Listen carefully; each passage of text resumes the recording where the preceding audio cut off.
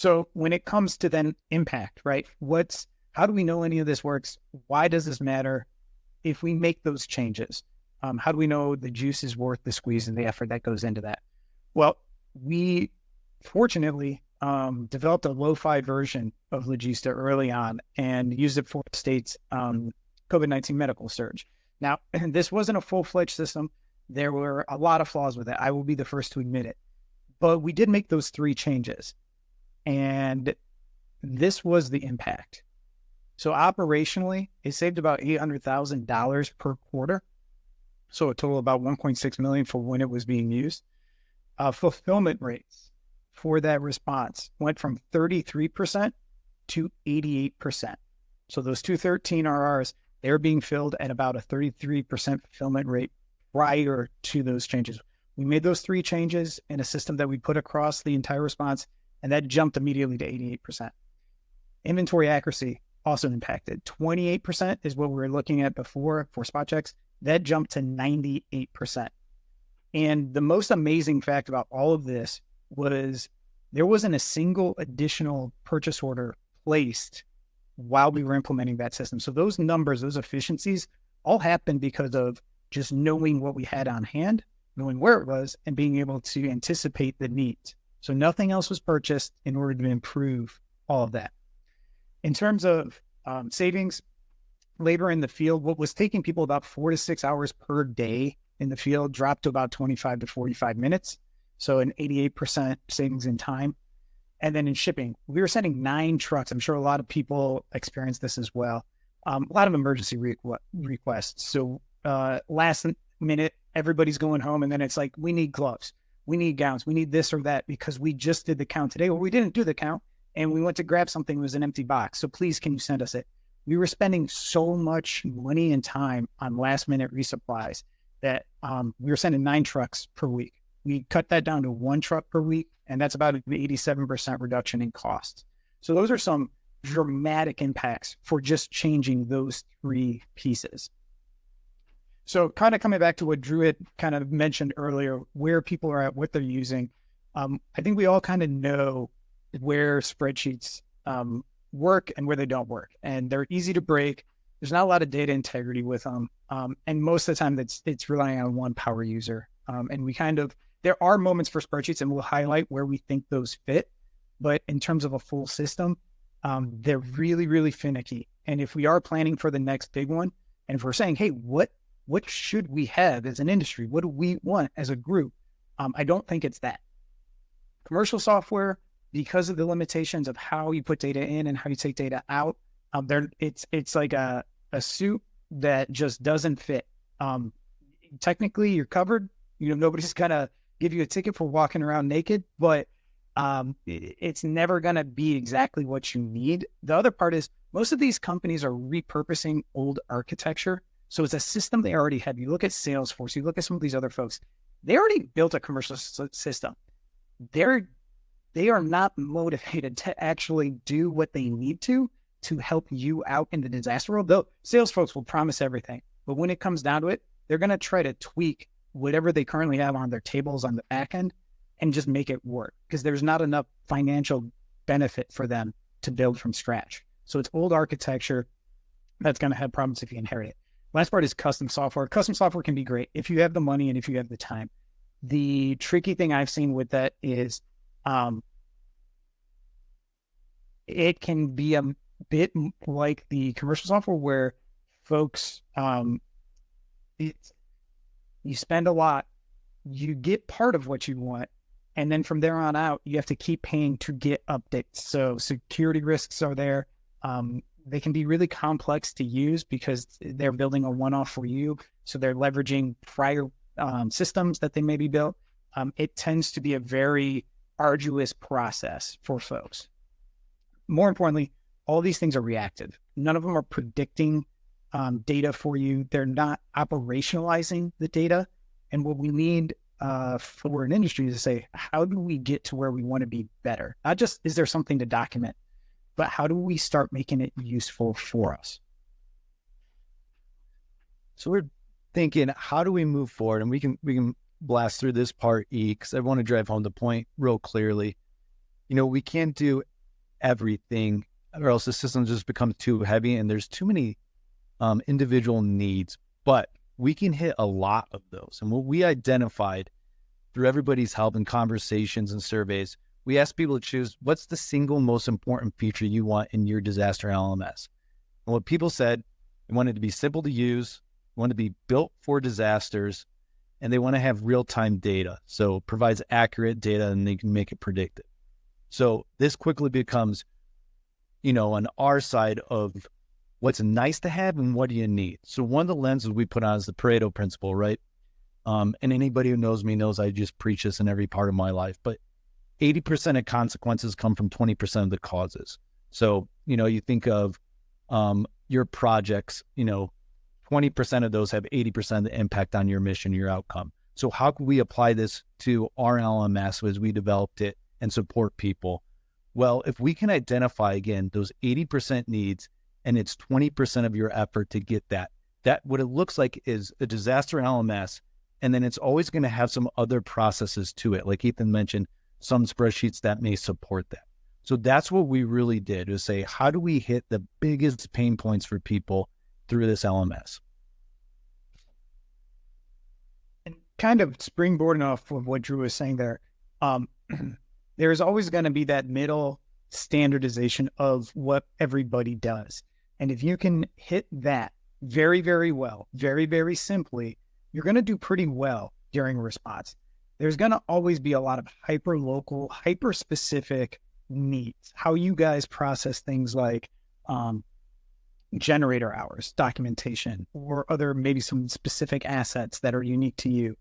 Those other systems that are layered on generally are not the bulk of the work during a response and are the perfect examples for spreadsheets that you use in addition. Or we had a question about things like Power BI, low-no code solutions, things like Google Apps Sheet. Those could also be a solution. They can be a lot of work to implement, but that's something that you layer on top for something very specific.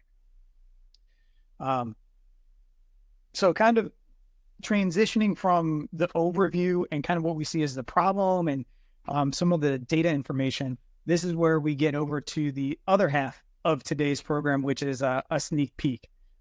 Again, please, if you have comments or questions, drop those into the chat. We'll hit those at the end. We want to make sure that we don't lose any of those questions and good comments, just because we're going to take a little bit of a segue here. So we spent the last 2.5 years revamping what that lo-fi MVP was and figuring out what that looks like for the future. And we set up some pretty lofty goals for ourselves. The first is that it must be deployable in 10 minutes. If you already have it installed and a disaster comes, you must be able to stand up all your logistics needs in 10 minutes. It should only take 5 minutes to deploy. You should be able to train anybody in the field, any of your volunteers that are moving product, distributing product in about 5 minutes. And then the final lofty goal we set for ourselves was it should only take 1 minute to find any piece of data. During COVID, it would sometimes take us days to recount everything to get the data that was being asked by command. So we really wanted to streamline that and make it a lot faster. So if folks give me a second here, I'm going to transition over and we're actually going to show you what this looks like, what we've been working on for the last 2.5 years. So many folks in this room that have helped on this too. So overwhelmed with gratitude. See Aaron in Colorado, Derek in Saudi Arabia. I don't know what time it is in Saudi Arabia, Derek, but thanks for jumping on. All right. So this is the new and improved Logista. This is what's going to be coming out later this year. I'm not going to stay on this screen too much. I just want to point out a couple of things up at the top. We had talked about groups. That's front and center. This top filter bar, this top toolbar has embodied a lot of those problem solutions that we identified. So you have your groups here where you can select a group like an earthquake. You've got your site locations, so you can select all of those. You can also add like a date range if you needed to. Count by is your eaches. So if you needed to change what you're counting by, as long as you're counting by eaches, you can improve, or you can scale, I should say, what that count is. And then you have your categories. So things like generators, 100 kilowatt generators, gloves, gloves, exam, nitrile, medium. So very much ability to pull everything up to a category level. I'm going to steer away from this for just one moment and show you what 95% of folks will be using when it comes to an actual disaster response. So I'm going to pull up the tracking form. So this is kind of the magic that everything runs off of. It's mobile optimized. It does scanning, and it can work on any phone that anybody has. So the way it would work is if some product came into the warehouse and you needed to add it, you would select an action. First of all, it already knows, because of where you're logged in, where you're working, and based on the user permissions, what site to automatically add. So we're cutting out work right there. And that was a big goal, is eliminate as many fields as possible, automate as much as possible. So then you would just click on the scan button. We're using an API with the FDA Good ID as well as UPC databases. So you'd scan that, and it would automatically be able to pull in a lot of information, including lot number and expiration, just flagging that 22% people we saw earlier were tracking lot and expiration for everything. The reason is it's really hard to do if you're doing it manually, if you have to type in every lot and every expiration. So this streamlines that aspect incredibly. You can then scan anything else that you need to scan. So you got some items coming into the warehouse. You're going to put that into receiving. You're going to identify it. You're going to pick a storage location. So you're going to send it over to Tri-Wall 3, move it over, and there you go. Everything's been moved over. It's logged, and there's a record. If you want to check the record, you can click on it, and it gives you a nice narrative here. It automates the user, the date, time, the action, the quantity. It's going to document all of that. It's going to document all of the product information. So we still are capturing at a product level, but we're rolling it up to a category level and encouraging people to use the data on that category level, because it's going to give you a lot more mileage. And then if folks came to a field site, what does that look like? So really similar. Form looks very, very similar. It's just changed the field site. I want people to kind of picture the different ones too. We really planned this on the hardest situation. We tried to build this was kind of like a bioterrorism, right? Something where you had to get medical countermeasures into folks quickly. So those point of dispensings, and that doesn't have to be medical supplies. That can be anything we're pushing out: water, diapers, et cetera, et cetera. Yeah, that's a great point, Drew. The widgets don't really matter. It's, anything that's scannable, anything that's got a UPC or a good ID, you can track. So automates where you're at, already knows based on the user. You can, let's say we've already added it into the inventory and now we want to use it. So we're going to click use, select our action, scan it, bring that information in, do it one more time because we've got a couple different products that we're using. And the analogy I like to make is very much like a grocery store. If you do have a logs section on site, as they're handing this stuff out to providers, to whomever, they can scan it just like you would at the grocery store. Someone gives you maybe some paper documentation on top of it at 213, and that's the currency that they're paying to get it. So there's a transaction there that's really straightforward. And then you hit submit, and there's your record. So it writes to the activity log. Same thing with assets. Assets work a very similar way. I won't go into that here. I'll show you a different view where we can kind of see how assets work. The other things that we really tried to do was re-envision how we can operationalize data. So what can we do to make it faster, easier, better for people when you do a response? So this is not that dissimilar from a spreadsheet looking. This is the detailed inventory view. It gives you all of the information, all the data. You'll probably see these in other systems. What we did here is we tried to optimize some filtering where you can start typing anything you want and then apply it to a category or anywhere on the table, any one of the data sets. It's a lot more natural. We like how it is. If you're familiar with Google Workspace, this is exactly how Google Workspace works. And so you can filter this down, and this is great. This does a lot right here that is fantastic. And you can take an action, add it, move it, do whatever it is that you want to do. But what we kind of started thinking about was, how can we do this better? And we came up with this idea of a simplified inventory. So we're using not the product level, right? We're using the category level, and we're able to get a lot more information there. So right off the bat, it's simplified. It gives you what you need. How many medium gloves do we have? 3,200. That's what you really want to know. You don't want to have to add up all the different products. You click on that and you can get the product information. So in this lower right panel, boom, we have the products that you want. We have the lot, the expiration, the quantity, manufacturer, and the product name, as well as the store's location. That's great. I am a much more visual person than I am a numbers person. So being able to look up at the top, it'll break down whatever is in the sort of the detailed lower right box, and it will visualize it for you. So here are those same quantities, but your brain doesn't have to work so hard to process which ones you have the most of. And then you can toggle through and say, oh, where are these? What location are these? If we're in a warehouse, what tri-walls are these in? What pallets, what racking, what bay numbers? Expiration, what's going to expire soonest, right? Give me something visual so I don't have to compute it in my mind. Same thing with lot. If you ever had to find out, which lots had the most, or wanted to go back and look at that. The other really cool feature in here is, without changing the view, you can then also look at different locations. So if this is a response and you are one of many sites, you can switch that over if you need support. And you can start getting some information here. Here are all the other sites, other pods, whatever it may be.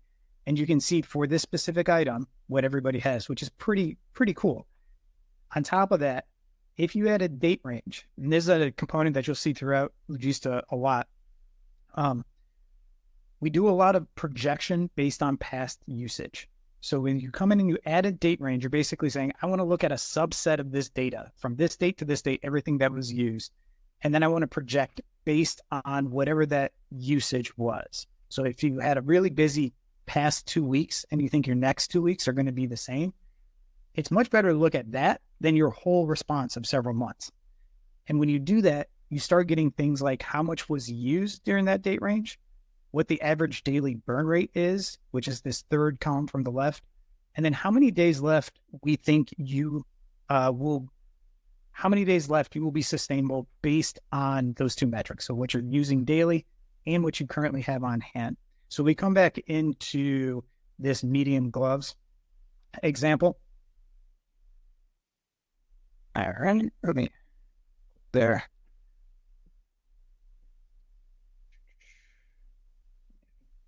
There we go. Hard to click on that one. If we click in there, those same metrics come on over into this view. So now we have expiration in the bottom right box, expiration, quantity, days left, lot, that's all there. If we look up at the top, we have all the stuff we had before, which is fantastic. And if we toggle over to the sites, this is where it becomes really exciting. We now know what all these other sites are using based on their burn rate. Those other pods, we're calculating what they used in the last 2 weeks. We're figuring out what their average daily burn rate is, and we're projecting how many days left they have. So if you need sort of support, you can come in and toggle through. I think this is really cool for the MCM, the pod planners, anybody in the EMA who has their hand on commodity pods. Because we're always doing our best, right, of trying to place our pods geographically where it's serving the populations. But we really don't know till we open that door of where are people going to go. And being able to see that kind of in real time and then do some resource sharing between those pods and plan those better after those first few days is really one of the things that we wanted to nail on this. And here's a really good example of what Drew's talking about. If we're in site one and we know we're going to be running out of items in 4 days, where do we look? If we were just going off of quantity, we'd immediately think site two because they've got 1,000 units.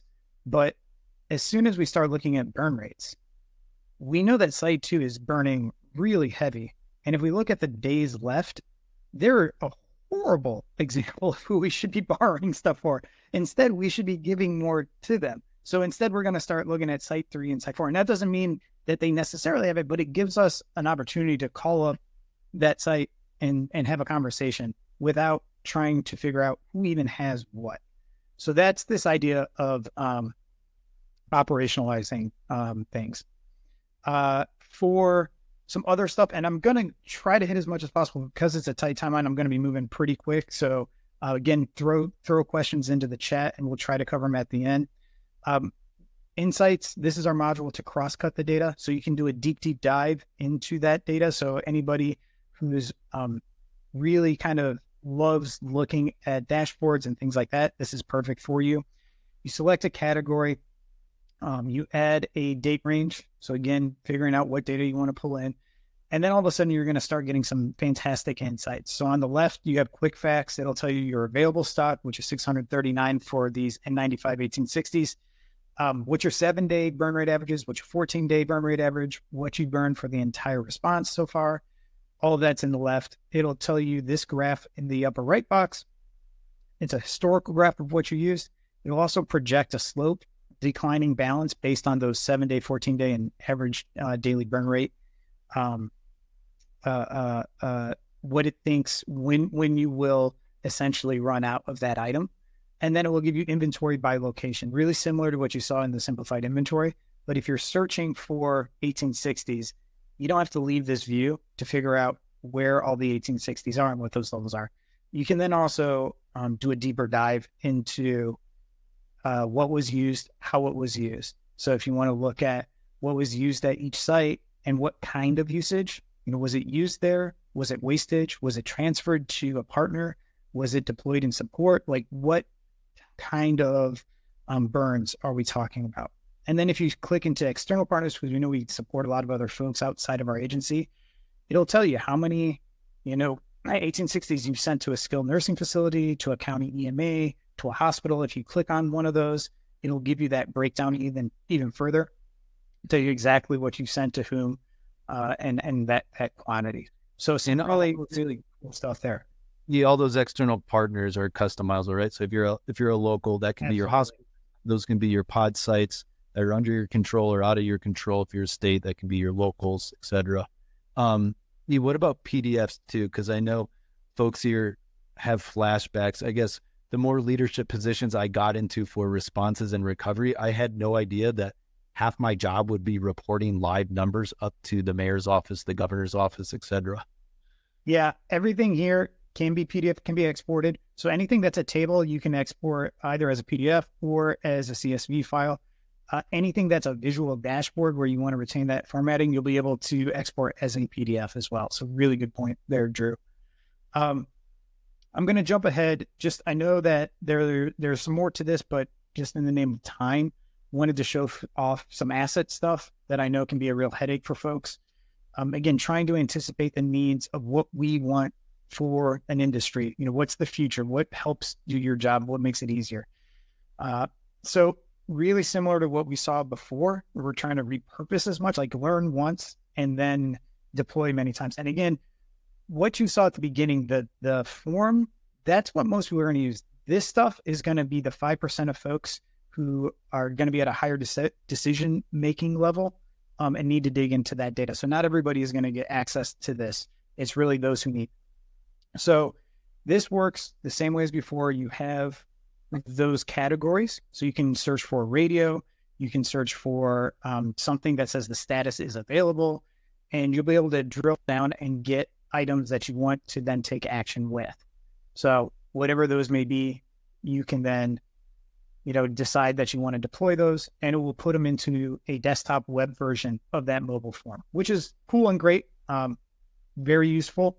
But another way you can look at your inventory is where it is. So you can put in, same thing, you can filter any of this after, if you wanted to first look to see where all the items are, it'll pull in and map based on all your data. Then if you wanted to add a filter for a specific type of item, so if I wanted the category to be generator, essentially 100 kilowatt tier 4 generators, it'll show me where all of those are. And so currently we have available selected, and I can see that, okay, there's 4 of those sites. If I click on one of those, it'll bring up the site information. It'll tell me who the POC is over there, who the log chief is, if I need to give them a call, and if I want to try to get one of those deployed to me. If I want to look at where everything is, I can look at deployed, stuff that has already gone out. And same thing, you can click on different sites and it will bring up that site, who the POC is, what their contact information is, if you ever need to reach out to them for whatever reason. So really trying to anticipate that next need or move. And you can toggle back and forth as you need between those two. We also said, is there a way to make it easier to figure out assets histories? I've seen a lot of asset programs. It's a lot of arrows that drop down, and then you dig forever to find the information you want. If you click on any one of these assets, it'll bring up an individual card view, and it'll give you all the information on the left for that asset with some user-defined fields. But then you just flip the card over, and you can see the asset history. So everything that ever's happened to that asset, you can track it on the history log. And if you want to deploy this asset, you don't have to go back through and do an entire search to find it. You're in the same screen. You can take action here. So you just click deploy.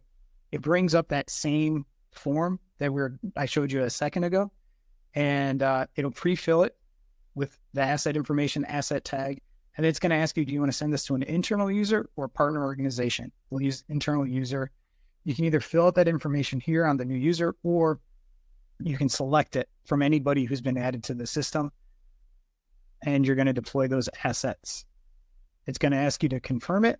And then when you confirm it, it'll email documentation to both folks saying, hey, you've been issued this asset and we've got it in our activity log. So we come back over to this history log.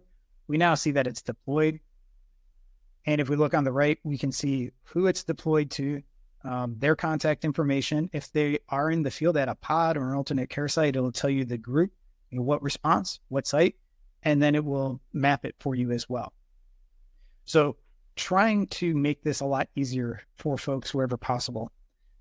The insights version, so the data dashboard version that we developed for assets, similar to what we did for consumables, except the biggest difference is consumables focus on what was used and the assets focus more on where things are. A lot of times we get asked by stakeholders, as Drew was saying, mayor's office, governor's office, where have we sent ventilators? Where have we sent X, Y, or Z widget? Who are we supporting? So if you come in and use the filter bar at the top and select a response like this fake earthquake, all sites, and you start adding parts of filter. You don't even have to add the whole thing. You can just type generator. It's going to pull in all generators because it's going to use those category names and search across them. And then you can keep adding to it. You can say generator tier 4. You can say generator tier 4, 100 kilowatt. Once we get down to that specificity, it's going to give us the what's available, what's deployed, and what's in maintenance. It's going to give you all of your sites. You can go between your own, your agency sites, your partner sites. And when it comes to partner sites, I know it's super hard to track what partners have. We saw that in the data with that big red bar. Now, all of a sudden, we can do that. We can look and say, with certainty, here's where all of those are, or at least where we sent them. They may move them, and we don't have a lot of control over that. But we could say, all right, let's cross-cut this either by county or city. It's up to you guys how you want that program. But let's look at county 1, and let's come through, and it'll tell us right there, you've got this many at a hospital, skilled nursing facility, county EMA. Let's look just at the hospitals. And as we drill down, 1, the map's going to change. But 2, you also get this partner breakdown that's going to change. We can add skilled nursing facilities into there. We could take hospitals out of there, cross-cut it however we need, look at everything all at once. Again, export this, PDF it, send it to folks. If you're looking at your internal stuff, sometimes you might want to just say, hey, I want to see what's available. I have that in the lower left-hand corner. It looks like, this alternate care site 2 has the most. Let me click on that, right? I don't even need to bother with the other ACSs. I'm just going to go straight to 2 because it has the highest bar.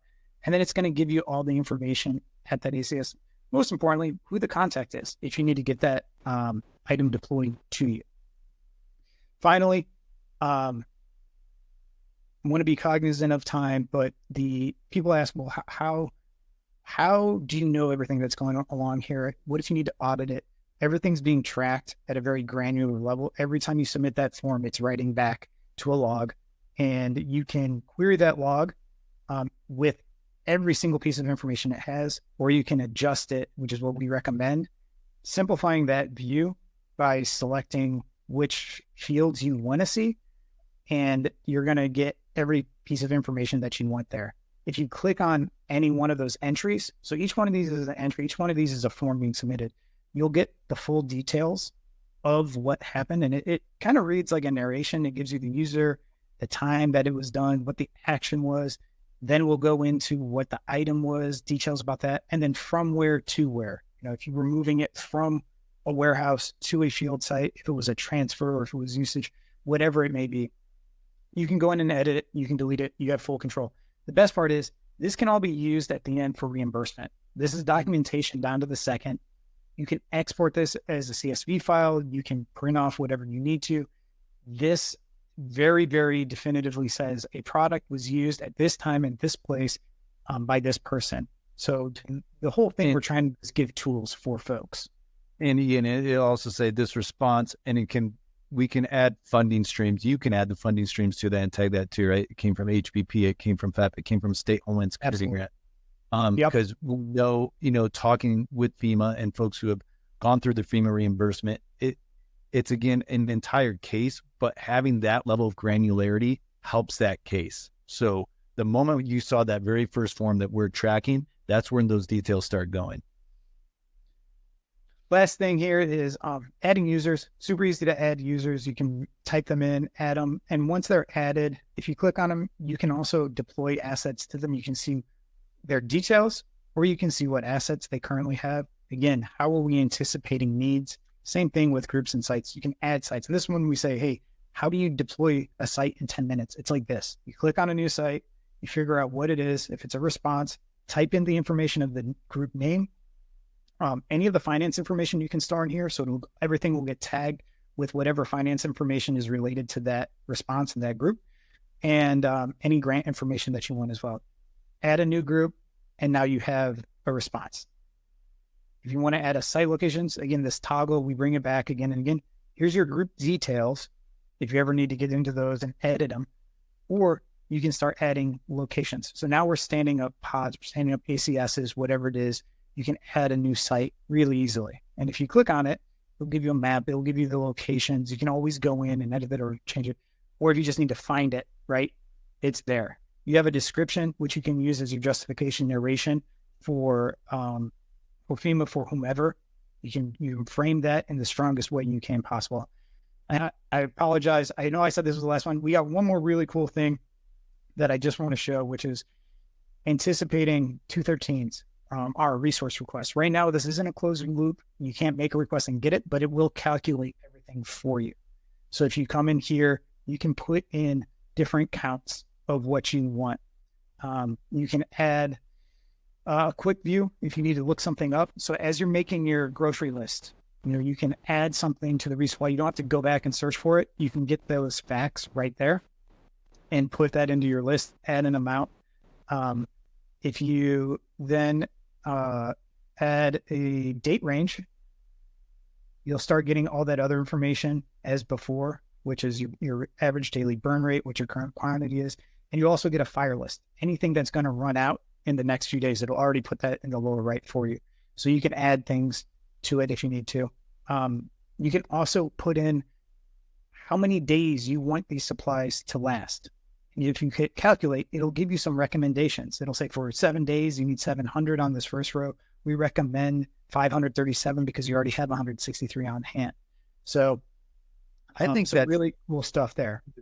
Coolest things, that we really put a lot of effort into is saying, all right, we're collecting this data and we may try to make it as usable as we can at the field level. So how can we use it? Again, pulling the burn rates, what is needed, adding it to your fire list, click the button, adds it, and then you can customize it as much as you want.